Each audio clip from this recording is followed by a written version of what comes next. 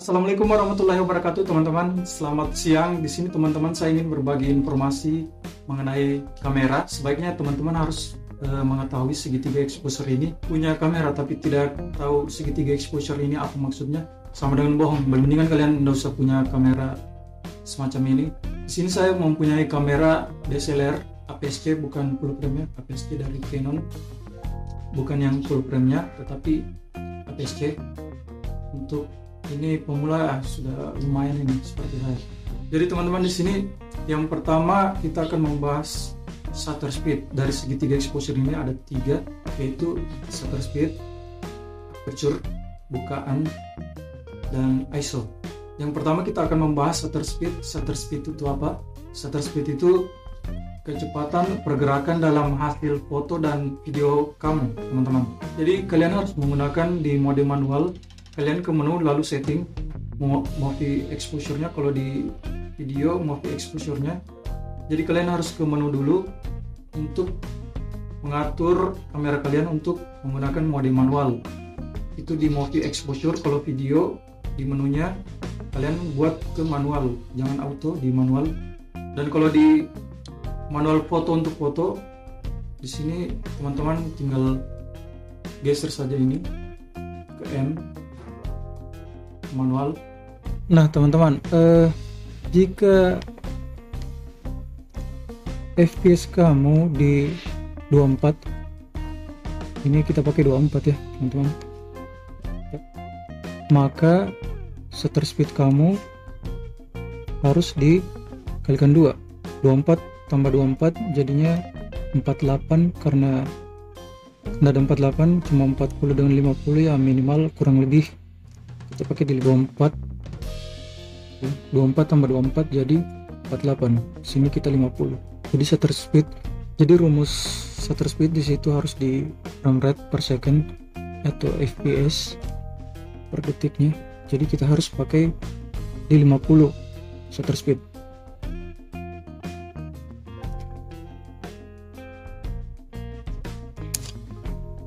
Jadi shutter speed ini adalah kecepatan antara hasil foto dan video kamu, pergerakan orangnya yang kamu foto atau pergerakan video. Jadi pada intinya shutter speed ini digunakan untuk pergerakan dalam video, kalau sebuah video atau film. Dan jika kita meninggikan shutter speednya, itu dia otomatis gelap, tapi penangkapan speednya itu bagus.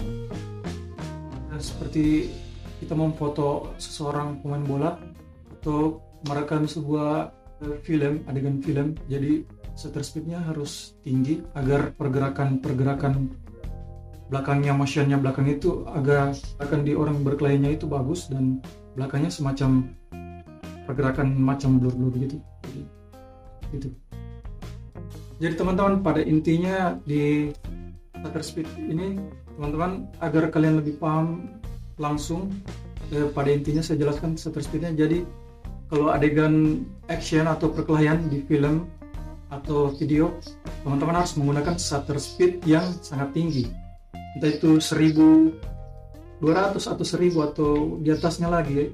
Intinya tinggi, 1800 itu cocok untuk adegan action, perkelahian.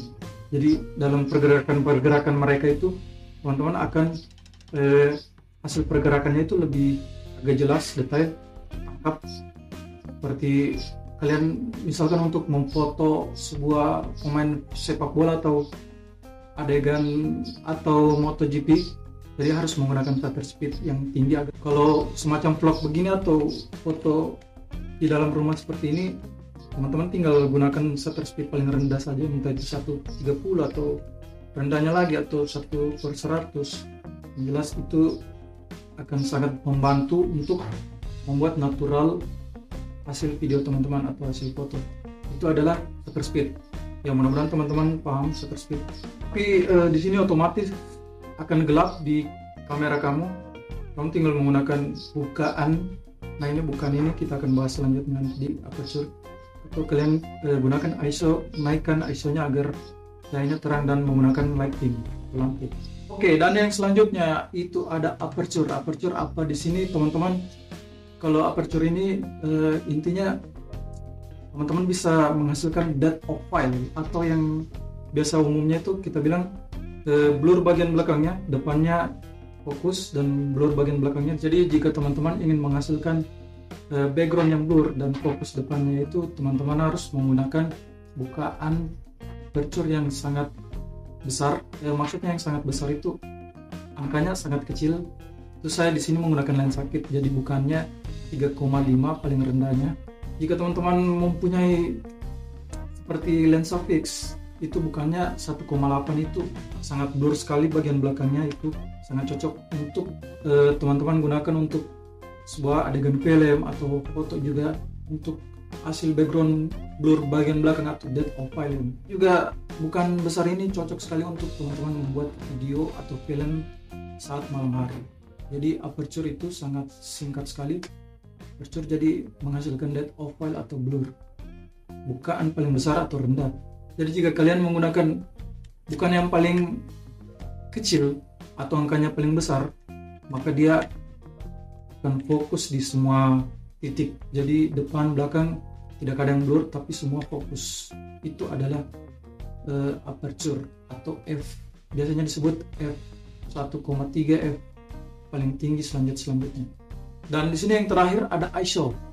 Teman-teman, sini ISO adalah kecerahan dari kamera yang kalian hasilkan. Jadi di sini batas yang paling untuk di kamera APS-C setahu saya itu 1600 ISO-nya. Jika lebih itu akan menghasilkan noise atau titik-titik semut-semut kecil yang ada biasa di hasil foto atau hasil video atau film. Jadi kita sebenarnya bisa mengakali untuk mengeditnya, dari tergantung kalian mengeditnya. Dan sebenarnya kalian bisa menggunakan ISO yang tinggi, tetapi jika kamera kalian low light, atau biasanya low light itu pada kamera biasa Sony yang kamera full frame, ini kamera APS-C. Jadi saat malam hari teman-teman kalian harus menggunakan lensa yang bukan paling rendah itu 1,8 seperti lensa fix, atau ada lagi yang 1,4-nya dan menggunakan lighting.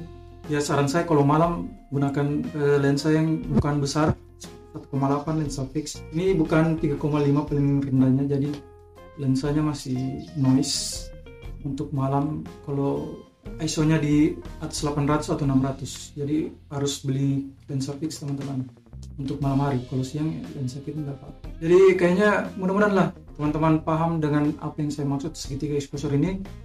Intinya, jadi saya menjelaskan intinya saja, nggak tetebengnya lagi kesan-kesan, karena yang paling penting itu adalah intinya. Mudah-mudahan teman-teman pahami segitiga exposure ini. Jika kalian mempunyai kamera seperti ini, harus pahami ini untuk pembuatan vlog, video atau film. Jika tidak, ya harus. Dan yang baru berkunjung silahkan nonton video saya yang lainnya. Dan ya itulah dari saya segitiga exposure tadi. Mudah-mudahan lah teman-teman pahami, dan jangan lupa dislike. Terserah kalian mau apa, karena ini channel saya terserah mau upload apa saja. Oke, sampai jumpa di video selanjutnya. Sampai